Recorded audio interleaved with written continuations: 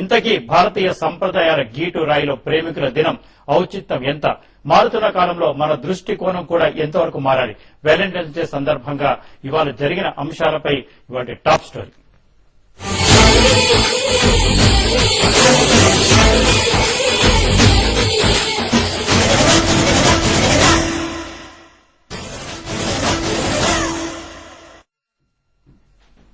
ఈ అంశంపై మనతో చర్చలో పాల్గొనడానికి సామాజికవేత్త దేవి గారు ఉన్నారు.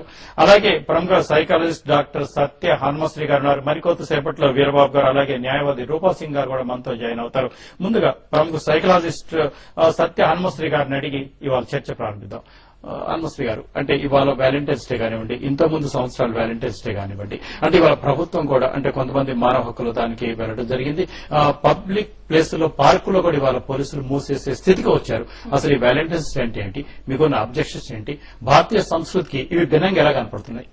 ఇప్పుడు వ్యాలంటైన్స్ డే అనేది ఇప్పుడు అందరికీ ఫేమస్ అయిపోయిందండి. స్టోరీ ఏంటంటే సెయింట్ వ్యాలంటైన్ రోమన్ చక్రవర్తి తన సైనికులు ఎవరు వివాహం చేసుకోకూడదని ఒక లాని పాస్ చేస్తే దాన్ని వ్యతిరేకించి ఆయన సైనికులందరికీ రహస్యంగా వివాహాలు జరిపించారు. అది 240 క్రీస్తు శకంలో జరిగింది. కానీ భారతీయ సంస్కృతి దానికి ఎందుకు భిన్నమైంది అంటే బ్రిటిషర్స్ కి కోర్ట్లీ లవ్ అని రొమాంటిక్ లవ్ అని రెండు డిఫరెంట్ ఇవి ఉన్నాయి. కోర్ట్లీ లవ్ అంటే వాళ్ళు రాజు ఒక సభలో చిట్స్ తీస్తారు.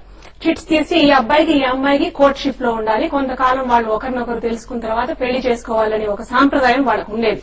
దానికి భిన్నంగా మీరు ఇష్టపడి ప్రేమించవచ్చు అని రొమాంటిక్ లవ్ అనే కాన్సెప్ట్ ని సెకండరీగా తీసుకొచ్చారు. అది వాళ్ళకి క్రీస్తు శకం 240 AD లో జరిగింది. కానీ మన దేశంలో కొన్ని వేల సంవత్సరాల క్రితమే ప్రేమ కావ్యాలు పుట్టాయి. ఈ భారతీయ సంస్కృతి యొక్క ప్రేమతత్వాన్ని అర్థం చేసుకోవాలంటే పార్వతీ పరమేశ్వరుల యొక్క ప్రేమ కావ్యాన్ని తప్పకుండా అందరూ అధ్యయనం చేయాలని నేను 100% విశ్వసిస్తున్నాను. ఎందుకంటే ఈ విషయంలో మనం దక్ష యజ్ఞం గురించి తెలుసుకోవాలి. దక్ష యజ్ఞంలో దక్ష ప్రజాపతి కూతురు అయినటువంటి సతీదేవిని పరమేశ్వరుడు వివాహం, గంధర్వ వివాహం జరుగుతుంది. దక్ష ప్రజాపతి దానిని వ్యతిరేకిస్తాడు. ఎందుకంటే శివుడి యొక్క ఔన్నత్యం అప్పటికి ఆయనకు తెలియదు కాబట్టి. తర్వాత ఈ వివాహం జరిగిన తర్వాత తనకి ఇష్టం లేని వివాహం తన కుమార్తె చేసుకుందని దక్షయజ్ఞం తలపెట్టి శివ పార్వతులను సతీదేవి శివుడను, అప్పటికి ఆమె పార్వతి కాదు సతీదేవి పరమేశ్వరులను ఆయన ఆహ్వానించాడు. కానీ తన తండ్రికి తన ప్రియపుత్రిక కాబట్టి ఆయన ఆహ్వానించకపోయినా కూడా తను వెళ్తుంది. వెళ్లి అవమానానికి గురి అవుతుంది. అవమానానికి గురి అయినప్పుడు దేహాగ్ని సృష్టించుకుని తనని తాను భస్మం చేసుకునే ప్రయత్నం చేస్తుంది. అప్పుడు ఆ రగిలిపోతున్న సతీదేవి శరీరాన్ని శివుడు చేతులతో పట్టుకుని తాండవం చేస్తాడు. తాండవం చేస్తున్నప్పుడు భిన్నమైన సతీదేవి యొక్క శరీర భాగాలు భారతదేశంలోని విభిన్న ప్రదేశాల్లో పడినాయి. అవే ఇప్పటికీ అష్టాదశ శక్తిపీఠాలుగా పూజలు అందుకుంటున్నాయి. మన భారతదేశ సంస్కృతిలో అది ఒక భాగం. తరువాత సతీదేవి తర్వాత మరుజన్మలో ఆమె పార్వతిగా పర్వతరాజు కుమార్తెగా పుడుతుంది. పర్వతరాజు కుమార్తెగా పుట్టినప్పుడు దదీచి అనే ఒక ఋషి సప్తర్షులలో ఆయన ఒకడు. శివుడి యొక్క గొప్పతనాన్ని ఆమెకు తెలియచేసి శివ సాన్నిధ్యం ఆమె ఎలా పొందాలి, శివుడిని ఆమె భార్యగా ఆమె శివుడి యొక్క అర్ధాంగి కావడం చేత లోక కళ్యాణం ఎలా జరుగుతుంది, ఎంత అవసరం లోకానికి వారిద్దరూ భార్యాభర్తలు అవటం అనే విషయాన్ని ఆమె పార్వతికి తెలియజేస్తాడు. అలా పార్వతి తపస్సు చేస్తుంది. పార్వతి కొన్ని సంవత్సరాలు తపస్సు చేస్తుంది శివుడి కోసం. ఎందుకు తపస్సు చేస్తుంది? శివుడు పార్వతి వాళ్ళు భార్యాభర్తలు అవడానికి ఎందుకది? తారకాసురుడికి ఒక వరం ఉంది. శివపుత్రుడు చేతనే ఆయన సంహారం జరుగుతుంది. ఆయన శివుడిని అడుగుతాడు, ఏమని?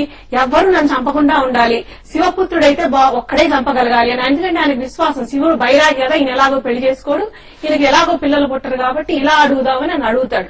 అందుకని తారకాసుర సంహారం కోసం వీళ్ళిద్దరి యొక్క వివాహం అనేది నిర్దేశింపబడింది. వీళ్ళ వివాహం ఈయన పార్వతీదేవి తపస్సు చేస్తున్నప్పుడు ఏమవుతుందంటే ఇంద్రుడు అనేవాడు ఆయన ఇంద్రియాలకి అధిపతి. ఆయన తన స్వర్గాధిపత్యం కోల్పోయి ఉంటాడు. ఎందుకంటే తారకాసుడు అప్పుడు స్వర్గానికి అధిపతి అయి ఉంటాడు. అందుకని ఈయనకేంటంటే ఇప్పుడు మన రాజకీయ నాయకుల్లాగా కంగారు అనమాట, పదవి వ్యామోహం, అయ్యో నా పదవి లేదే అనే. దీంట్లో శివుడికి పార్వతికి కామోద్రేకం కలిగించేటట్టుగా మన్మధుడిని అక్కడ ప్రేరేపిస్తాడు. మన్మధుడిని ప్రేరేపించినప్పుడు సమాధి స్థితిలో ఉన్న శివుడు పరమేశ్వరుడు, సమాధి స్థితి అంటే మెడిటేషన్ లో అదొక స్టేజ్, ఆ పార్వతీదేవి ఆయనకు అప్పుడు సేవలు చేస్తూ ఉంటుంది.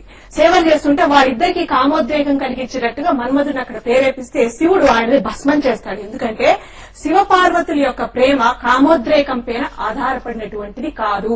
సో భారతీయ సంస్కృతిలో ప్రేమ అనేది కామోద్రేకం పైన ఆధారపడినటువంటిది కాదు. ఇప్పుడు మీరు వ్యాలంటైన్స్ డే అని చూపిస్తున్నారే, అవన్నీ కామోద్రేకం పైన ఆధారపడినటువంటి ప్రేమ దృశ్యాలే మీరు చూపిస్తున్నారు. భారత సంస్కృతిలో అది కాదు. వాళ్ళది ఎట్లా ఉంటుందంటే వాళ్ళ కంపాటబిలిటీ, శివుడు అక్కడ ఆయన ఇచ్చేసి స్పిరిచువల్ గా, మెంటల్ గా, ఫిజికల్ గా కంపాటబిలిటీ రీచ్ అయినాక కొన్ని వేల సంవత్సరాల తర్వాత ఆయన తత్వానికి మనిషి రూపంలో ఉన్న పార్వతి రీచ్ అయిన తరువాత మాత్రమే వారి వివాహం జరిగింది. అంత గొప్ప కంపాటబిలిటీ రీచ్ అయిన తర్వాత జరిగిన వివాహానికి రిజల్ట్ గా పుట్టిన వాడే, కుమార సంభవంగా పుట్టిన వాడే కార్తికేయుడు. అందుకే ఆయన రాక్షస సంహారం చేయగలిగాడు. మన దేశంలో ప్రకృతి పురుషులు కూడా అటువంటి కంపాటబిలిటీ ఉంటేనే సత్సంతానాన్ని కలగలుగుతారు. సత్సంతానం మాత్రమే మంచి సమాజానికి ఉపయోగపడుతుంది అనేది భారతీయ సంస్కృతి. ఇదే కాకుండా అందుకని ఇప్పుడు ఎందుకు శివుడు యువతి యువకులకు, ఇప్పుడు మీరు దక్ష యజ్ఞంలో పేరెంట్స్ యొక్క ఆమోదం లేకుండా జరిగే పెళ్లి యొక్క ఈ పర్యవసానం ఏంటో యువతి యువకులు సందేశంగా తీసుకోవచ్చు. తర్వాత ఇట్లా జరిగిన దక్ష ప్రజాపతి సన్నివేశమే కాకుండా పార్వతి పరమేశ్వరుడు కంపాటబిలిటీ గురించి ఆ రోజే మనకి గొప్ప నిర్వచనాన్ని ఇచ్చారు. కాదంటే మేడం, అంటే కనపడ్డ ప్రతి జంట, ప్రేమించి పెళ్లి చేసుకున్న ప్రతి జంట కూడా మీరు ఆ భావంలో చూడటం ఎంతవరకు కరెక్ట్? ఏ భావంలో అంటే ఇప్పుడు మీరు అంటున్నారు అంటే కేవలం కామం కోసమే, కామం కోసం. ఎందుకంటే కామోద్రేక దానిపైన ఆధారపడినటువంటి ప్రేమ ఎప్పుడూ కూడా దాని యొక్క టైం పీరియడ్ చాలా తక్కువ. ఆ కామోద్రేకాలు ఏ రోజైతే అవి తగ్గిపోతాయో అలాగే ప్రేమ కూడా ఆవిరైపోతుంది. కాబట్టి ఈ వ్యాలంటైన్ డేకి ఒకరు, మరొక వ్యాలంటైన్ డేకి ఇంకో కామేచ్ఛ కోసం మరొకరు అనే సంస్కృతి మన భారతీయ సంస్కృతి ఏ మాత్రము కాదు. భార్యాభర్తలు యవ్వనం దాటిన తర్వాత కూడా, మిడిల్ ఏజ్ లో కూడా, ముసలితనంలో కూడా దంపతులుగా ప్రశాంతంగా ఈ దేశంలో ఉన్నారు అంటే ఈ కాన్సెప్ట్స్ ఈ దేశంలో ఉన్నాయి కాబట్టే.